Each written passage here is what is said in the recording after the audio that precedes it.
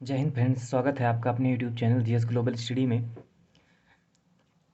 चलिए, आज हमको जो चर्चा करनी है वो क्लास 9th की अभ्यास 4 की करनी है। दो चर वाले रैखिक समीकरण युग्म इस लेसन का नाम है। इसमें हम ये चीज़ पहले समझ लेते हैं कि दो चर वाले रैखिक समीकरण युग्म का मतलब क्या होता है। क्या होते हैं दो चर वाले रैखिक समीकरण? दो चर वाले रैखिक समीकरण क्या होते हैं, पहले हम इनको समझ लेते हैं। उसके बाद में तो हम अभ्यास करना चालू करते हैं।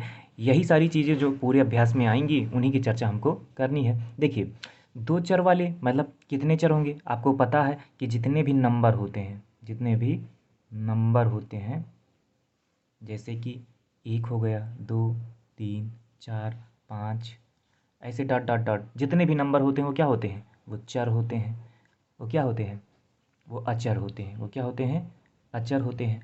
और जितने भी अल्फ़ाबेट्स होते हैं, एक्स वाई हो गया, ए बी हो गया, एम एन हो गया, ये जितने भी अल्फ़ाबेट्स हम मैथ में पढ़ते हैं वो क्या होते हैं? वो चर होते हैं। वो क्या होते हैं? वो चर होते हैं। तो हमने समझ लिया कि चर क्या होंगे। दो चर होंगे, मतलब इस सवाल में हम जो भी सवाल करेंगे वो हमेशा दो चरों के रूप में होंगे। अभी आपको समीकरण जब हम लिखेंगे तो आपको समझ में आएगा। और फिर उसके बाद में रैखिक भी होना चाहिए। रैखिक मतलब उसकी कोई घात नहीं होनी चाहिए। घात कितनी होनी चाहिए? केवल एक। कितनी घात होनी चाहिए? केवल एक। जैसे मान लीजिए ये लिखा एक्स प्लस वाई और बराबर 2। यह देखो, ये रैखिक समीकरण युग्म है। रैखिक समीकरण युग्म, रैखिक समीकरण है, युग्म नहीं डालते। क्यों नहीं डालते? देखो, एक्स प्लस वाई, तो एक्स, देखो इसमें कितने चर हैं? दो। एक एक्स वाला चर है और एक वाई वाला चर है। दो चर हैं और दोनों चरों की घात कितनी है? एक ही है। तो दो चर वाले भी रहेंगे और रैखिक भी रहेंगे। रैखिक का मतलब उनकी घात कितनी होगी? अधिकतम घात कितनी होगी? एक होगी। जहाँ कोई घात नहीं होती वहाँ कितनी घात होती है? एक। तो अगर एक्स और वाई लिखा है, इसका मतलब यहाँ कितनी घात है? एक। इसका मतलब दो चर होंगे, कोई भी हो सकता है, M N, 3mn, 3m plus 5n और बराबर 0 भी हो सकता है। ये भी एक रैखिक समीकरण है। लेकिन देखिए, इसमें भी घात एक ही है और इसमें भी घात एक ही है। लेकिन इसमें देखिए दो चर हैं कि नहीं है। तो इसमें लगभग लगभग जो भी सवाल, लगभग नहीं पूरे सवालों में दो चर होंगे और दो चरों से ही हमको क्या करना पड़ेगा? दो ही चर रहेंगे और दो चरों से ही हमको सारे सवाल करने रहेंगे। लेकिन वो चर की घात अधिकतम कितनी होगी? तो वो एक होगी। वो कौन सा होगा? दो चर वाले तो रहेंगे लेकिन रैखिक समीकरण रहेंगे। दो चर रहेंगे लेकिन वो कौन सा रहेंगे? रैखिक समीकरण रहेंगे। ठीक है। अब हम चलते हैं सवालों को, इसका एक्सरसाइज करते हैं 4.1। ठीक है, इसका 4.1 आज हम यहीं से करना स्टार्ट कर देते हैं। तो चलिए देखते हैं इसका सवाल नंबर पहला, क्वेश्चन नंबर इसका 4.1 का पहला सवाल देखते हैं क्या दिया गया है। ठीक है, चलिए करते हैं। देखिए, यहाँ पर दिया क्या गया है? एक नोटबुक की कीमत, एक नोटबुक की कीमत एक कलम की कीमत की दोगुनी है। एक नोटबुक की कीमत एक कलम की कीमत की दोगुनी है। इस कथन को निरूपित करने के लिए दो चरों वाला एक रैखिक समीकरण हमको लिखना है। इस कथन को निरूपित करने के लिए हमको दो चरों वाला एक रैखिक समीकरण हमको लिखना है। तो चलिए करते हैं, सवालों को कह क्या रहे हैं? एक नोटबुक की कीमत एक कलम की कीमत की दोगुनी है। तो पहले हमको किसी की कीमत पता नहीं है, इनकी कीमतों को ही हम एक्स वाई मान लेते हैं। यहाँ लिख लेते हैं माना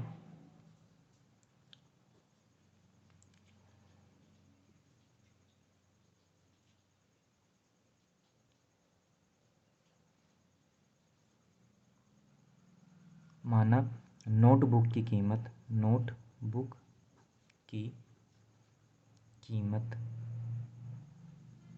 कीमत इधर से रहेगी मात्रा, कीमत कितनी है? एक्स है। और किसकी? कलम की कीमत वो क्या है? वो वाई है। नोटबुक की कीमत कितनी है? एक्स है और कलम की कीमत कितनी है? वाई है। ठीक है, इतना हमने मान लिया है। अब ये कह रहे हैं कि इसका हमको रैखिक समीकरण युग्म बनाना है, रैखिक समीकरण बनाना है। तो यहाँ पहले और आगे बढ़ते हैं। देखिए इसमें क्या किया गया है, क्या कहा गया है कि नोटबुक की कीमत कलम की कीमत की दोगुनी है। तो कौन दो गुना है? नोटबुक की कीमत कलम की कीमत की दोगुनी है। तो दो गुना कौन है? नोटबुक की कीमत। लेकिन हम गुणा कहाँ कराएंगे? कलम की कीमत में। तो यहाँ लिख देते हैं प्रश्नानुसार। प्रश्नानुसार क्या कह रहे हैं? दोनों की कीमत पहले हम बराबर करेंगे। किसकी कीमत दोगुनी है? नोटबुक की कीमत। किसकी कीमत दोगुनी है? नोटबुक की कीमत। और गुणा किधर कराएंगे? इधर वाले में। इधर वाले में क्यों गुणा क्यों कराएंगे? क्योंकि क्योंकि ये देखो, ये तो पहले से ही दो गुना है। नोटबुक की कीमत पहले ही 2 गुना है, और अगर इन दोनों को हमको बराबर करना है, तो अगर इनको बराबर करना है, ये 2 गुना है तो इनको भी 2 गुना करना पड़ेगा। तो इसीलिए गुणा किधर कराएंगे, इधर कराएंगे। ठीक है, तो ये हो जाएगा x बराबर 2y हो जाएगा, और इस 2y को इधर लाएंगे तो x माइनस क्या हो जाएगा 2y, और बराबर क्या हो जाएगा 0, बराबर क्या हो जाएगा 0। तो यही हमारा बन जाएगा रैखिक समीकरण। यही क्या बनेगा, यही बन जाएगा हमारा दो चरों वाला रैखिक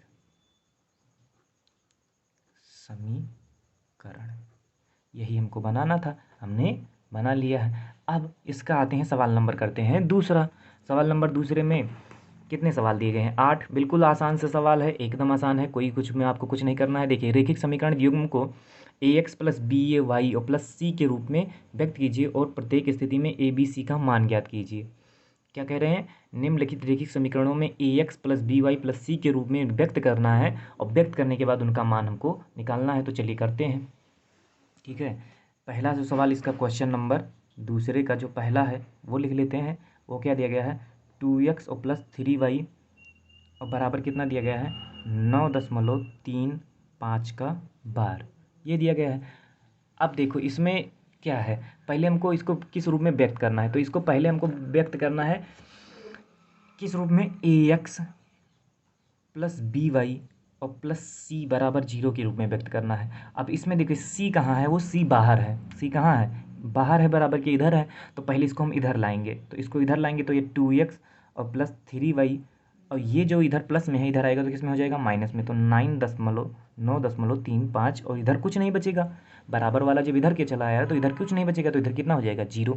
अब देखिए ये हो गया। अब ये किसके रूप में हो गया, ax plus B Y plus C के रूप में हो गया कि नहीं। तो ax और प्लस बी वाई और प्लस सी बराबर 0 के रूप में हो गया। अब इससे इसकी तुलना कर देंगे, इससे तुलना करने पर, तो चलिए तुलना करते हैं। तो यहाँ a बराबर कितना, देखो x तो चला जाएगा, a बराबर कितना आ जाएगा 2 आ जाएगा, b बराबर कितना आ जाएगा वो 3 आ जाएगा, और c बराबर कितना आ जाएगा, c बराबर ये पूरा आ जाएगा। c बराबर हमारा आ जाएगा 9.35 का बार। देखिए इसमें कह क्या रहा था क्वेश्चन नंबर 2 में कि पहले जो समीकरण है उसको ax plus B Y plus C के रूप में व्यक्त करना है, और उसके बाद में ए बी सी का हमको मान निकालना है। तो पहले हमने इसको इस रूप में व्यक्त कर लिया, ये इधर था इधर ले आए, और फिर उसके बाद में हमने a का मान तुलना करके b का मान और c का मान हमने निकाल लिया है। यहीं पर इसका हो जाएगा आंसर। अब करते हैं इसका दूसरे का दूसरा सवाल।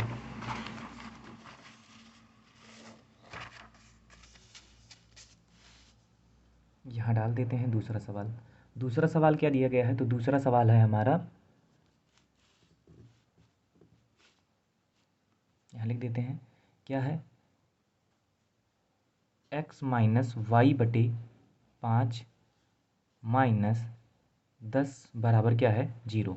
देखिए अब पहले देखिए यहाँ कुछ नहीं है, इसके भी बटे कुछ नहीं, इसके भी बटे कुछ नहीं, तो इसके बटे हम कर लेते हैं 1, इसका भी बटा कर लेते हैं 1। अब देखिए जब हमने इसका बटा 1 कर लिया है तो हम सबका एलसीएम लेंगे तो कितना आएगा 5 आएगा। इसका मतलब हमको इसको भी 5 बनाना है, इसको भी 5 बनाना है। तो यहाँ कितना हो जाएगा x बटे 1, और इसको 5 बनाने के लिए किससे गुणा कराना पड़ेगा 5 से। तो 5 से जब नीचे गुणा कराएंगे तो 5 से ही ऊपर गुणा कराएंगे, माइनस वाई बटे 5, ये तो पहले से ही 5 है, इसको कुछ नहीं करना है, इसको ऐसे ही छोड़ देते हैं। यहाँ -10/1, 1 को 5 बनाने के लिए यहाँ भी 5 से गुणा होगा नीचे, तो 5 से ही ऊपर, और बराबर यहाँ क्या हो जाएगा 0। यहाँ कितना हो जाएगा 5x हो जाएगा, और यहाँ कितना हो जाएगा 5 1 कम 5। यहाँ कितना हो जाएगा, तो यहाँ हो जाएगा y/5, ये तो ऐसे ही रहेगा। यहाँ 10 बचे 50 हो जाएगा, और बटे कितना हो जाएगा 5, और बराबर क्या हो जाएगा 0। अब देखिए सबका हर बराबर है, सबका हर बराबर है, तो एक बार में लिख देते हैं। यहाँ 5x माइनस वाई माइनस 50 बराबर क्या हो जाएगा 0। अब ये अगर 5 इधर बटे में है, इधर जाएगा तो गुणे में हो जाएगा। तो 5x माइनस वाई माइनस 50 और बराबर क्या हो जाएगा 0 गुणे 5। तो यहाँ हो जाएगा 5x माइनस वाई माइनस 50 और बराबर ये 5 जीरो में कितना हो जाएगा 0। अब ये देखिए इसकी हम तुलना करेंगे, ये ax plus B Y plus C के रूप में हो गया है। अब इसकी तुलना करेंगे ax प्लस बी वाई और प्लस सी बराबर 0 से इसकी तुलना कर लेंगे, से तुलना करने पर। तो देखिए A1 बराबर यहाँ कितना आ जाएगा, वो आ जाएगा 5। B1 बराबर यहाँ कितना आ जाएगा, वो आ जाएगा -1। और C1 बराबर नहीं, A1 B1 नहीं लिखते हैं। ए का मान कितना आ जाएगा 5, बी का मान कितना आ जाएगा -1, क्योंकि यहाँ कुछ नहीं है y के बगल में, तो यहाँ कितना हो जाएगा -1। और C बराबर हो जाएगा हमारा -50, क्योंकि चिन्ह के साथ। अगर प्लस वाला होता तब तो नहीं लिखते हैं, लेकिन अगर माइनस होगा तो उसको चिन्ह के साथ लिखते हैं। तो C बराबर कितना हो जाएगा -50, और B बराबर कितना हो जाएगा -1, और A बराबर कितना हो गया 5। ठीक है, हमको ABC का ही मान निकालना था, तो ये हो गया इसका आंसर। अब इसका करते हैं सवाल नंबर चौथा। तीसरा करते हैं सवाल नंबर तीसरा क्या दिया गया है, -2x और +3y और बराबर क्या दिया गया है 6। इसको देखो -2x इसको ऐसे रहने देते हैं, +3y को इधर ले आते हैं, और ये तो इधर ही रहेगा, और ये जो 6 इधर प्लस में है, इधर आएगा तो किस में हो जाएगा माइनस में, और ये हो जाएगा बराबर 0। ठीक है, अब इसकी हम तुलना करेंगे, इधर ले आए। अब इसकी हम तुलना करेंगे ax + by और +c बराबर 0 से इसकी तुलना करेंगे, तो a बराबर हमारा कितना आ जाएगा -2, b बराबर हमारा आ जाएगा 3। देखिए माइनस होता है तो उसको माइनस के साथ लिखते हैं, प्लस वाले को भले ना लिखें, लेकिन माइनस वालों को माइनस के साथ ही लिखते हैं। फिर c बराबर हमारा कितना आ जाएगा, तो c बराबर आ जाएगा हमारा -6 आ जाएगा। ठीक है, यही हमको निकालना था, यहाँ लिख देते हैं इसे तुलना, यही हमको निकालना था, इसका मान भी हमने निकाल लिया, ये हो जाएगा इसका आंसर। अब इसका करते हैं सवाल नंबर चौथा। क्या दिया गया है, x - 3y और बराबर दे दिया गया है 0। तो देखिए यहाँ a दिया गया है, b दिया गया है, लेकिन c नहीं दिया गया है। a b तो दिया गया है, c नहीं दिया गया है। तो यहाँ देखिए इसकी तुलना कर लेंगे, ax + by और +c बराबर 0 से तुलना कर लेंगे, तुलना करेंगे। तो देखिए जब तुलना करेंगे तो a बराबर कितना आ जाएगा 1, b बराबर कितना आ जाएगा, तो b बराबर हमारा कितना है -3, b बराबर क्या है -3 है, और c है ही नहीं, c का मान दिया ही नहीं, तो c बराबर क्या हो जाएगा 0। c बराबर क्या हो जाएगा 0 हो जाएगा, जब c का मान ही नहीं दिया। देख लीजिए यहाँ फिर से देखिए यहाँ क्या दिया गया है, x - 3y दिया गया था, हमने इसको लिख लिया, ax + by + c बराबर 0 से तुलना कर ली। ax वाला मिल गया, b वाला मिल गया, लेकिन c वाला है ही नहीं, तो c वाला जब नहीं है तो उसको क्या बना देंगे 0। तो a बराबर कितना आ गया 1, b बराबर कितना आ गया -3, और c बराबर क्या आ गया 0। तो ये हो जाएगा इसका आंसर। अब करते हैं इसका सवाल नंबर 5वां। सवाल नंबर 5वां देखते हैं, तो 2x बराबर कितना दिया गया है -5y। इसको इधर ले आते हैं, तो 2x और ये -5y इधर माइनस में था, इधर आया तो किस में हो गया प्लस में, 5y बराबर 0। इसमें देखिए c नहीं दिया गया, तो पहले c को किसी तरह बना लेते हैं, तो 2x और +5y और +0 कर देते हैं। क्या कर देते हैं 0 बराबर 0। c नहीं दिया गया तो उसको हमने 0 लिख दिया। अब इसकी तुलना करेंगे ax + by और +c बराबर 0 से क्या कर देंगे, इसकी से तुलना कर देंगे, तुलना। तो a बराबर कितना आ जाएगा 2 आ जाएगा, b बराबर कितना आ जाएगा 5, और c बराबर कितना आ जाएगा 0। यहाँ देख लेते हैं, देखते हैं यहाँ पहले सवाल दिया गया था 2x, इसको हमने माइनस में इधर था 5y, इसको हम इधर ले आए तो किस में हो गया प्लस में, और जब प्लस में हो गया यहाँ पर c नहीं दिया गया था, तो c की जगह हमने क्या लिया, देखे ax दिया गया था, by दिया गया था, लेकिन c नहीं दिया गया था, तो c की जगह हमने क्या मान लिया 0। तो ax, अब इसकी तुलना कर दिया, ax + by + c बराबर 0 से तुलना कर दी, तो a की बराबर कितना आ गया 2, b की जगह क्या आ गया 5, और c की जगह क्या आ गया 0। ये इसी सवाल का हो जाएगा आंसर। अब इसका 3 सवाल और है, उनको भी कर लेते हैं। इसका जो सवाल नंबर क्या दिया गया है 5वां हो गया। 6वां देख लेते हैं। 6वां सवाल क्या दिया गया है, वो 3x + 2 बराबर क्या दिया गया है 0। ठीक है, तो इसकी भी बहुत ज़्यादा आसान सवाल है। यहाँ क्या क्या चीज़ें दी गई हैं, देखो 3x दिया गया है, ठीक है, y अब की बार नहीं दिया गया, c दे दिया गया है, लेकिन y वाला नहीं दिया गया है, तो y वाले को हम मान लेंगे 0 × y, 0 × y 0 हो गया, और +2 और बराबर 0। ठीक है, y वाला नहीं दिया गया था, तो y वाले को हमने 0 मान के उससे मल्टीप्लाई करा के उसको लिख दिया है। अब ये ax किसके रूप में हो गया, ax और +by और +c के रूप में हो गया कि नहीं हो गया, हो गया। अब इसका हम मान निकाल लेंगे, तो a का मान कितना आ जाएगा 3 आ जाएगा, b का मान कितना आ जाएगा, तो b का मान आ जाएगा 0, और c का मान कितना आ जाएगा, वो 2 आ जाएगा। ये हो गया इसका आंसर। अब इसका सवाल नंबर हम करते हैं 7वां।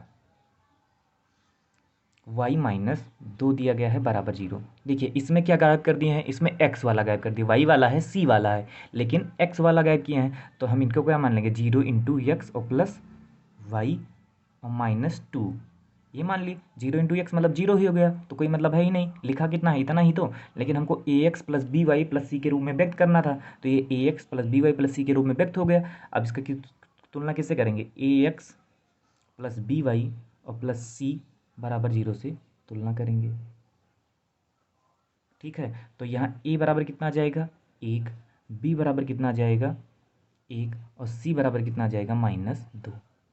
देखिए a की जगह नहीं, a की जगह क्या लिखा है 0 है, a की जगह क्या आ जाएगा 0 और b की जगह कुछ नहीं होता, वहाँ 1 होता है, और c की जगह कितना हो जाएगा -2। c की जगह क्या हो जाएगा -2। माइनस वाले को चिन्ह के साथ लिखते हैं, प्लस वाले में भले ना, लेकिन माइनस वाले में चिन्ह के साथ लिखते हैं। तो ये हो गया इसका आंसर। अब सवाल नंबर इसका लास्ट है, उसको भी देख लेते हैं। सवाल नंबर 8, सवाल नंबर 8 देख लेते हैं। वो क्या दिया गया है, 5 बराबर कितना दिया गया है 2x। 5 बराबर कितना दिया गया है 2x दिया गया है। अब इसको इधर ले आते हैं, तो ये हो जाएगा, ये इधर आएगा तो -2x और प्लस कितना हो गया 5 और बराबर 0। अब देखिए x वाला तो दिया गया है, c वाला दिया गया है, मतलब a वाला दिया गया है और c वाला दिया गया है, b वाला नहीं दिया गया। b वाले में y होता है, वो वाला दिया नहीं है, तो उसको हम मान लेंगे। तो ये हो गया ये 2x और प्लस 0 इंटू क्या मान लेंगे y, 0 इंटू वाई और प्लस 5। देखिए 0 इंटू वाई मतलब 0 हो जाएगा, इसका मतलब कुछ है ही नहीं, यही तो इतना लिखा हुआ है। लेकिन हमको ax plus B Y plus C के रूप में व्यक्त करना था, तो इसके लिए हमको 0 इंटू वाई मानना पड़ेगा। तो यहाँ किससे हो जाएगी ax प्लस बी वाई और प्लस सी बराबर 0 से तुलना करेंगे। तो यहाँ a बराबर कितना आ जाएगा, वो आ जाएगा -2, b बराबर कितना आ जाएगा, वो तो आ जाएगा 0, और c बराबर आ जाएगा +5। 5 ही लिख देते हैं, क्योंकि प्लस वाले में प्लस लगाओ चाहे ना लगाओ। तो यही हो जाएगा हमारा इसका आंसर। तो आई होप आपको वीडियो पसंद आया होगा। पसंद आया है तो लाइक कीजिए, ज़्यादा से ज़्यादा लोगों तक शेयर कीजिए, और चैनल से जुड़े रहिए, वीडियो को देखते रहिए। मिलते हैं नेक्स्ट वीडियो में, तब तक के लिए धन्यवाद। जय हिंद।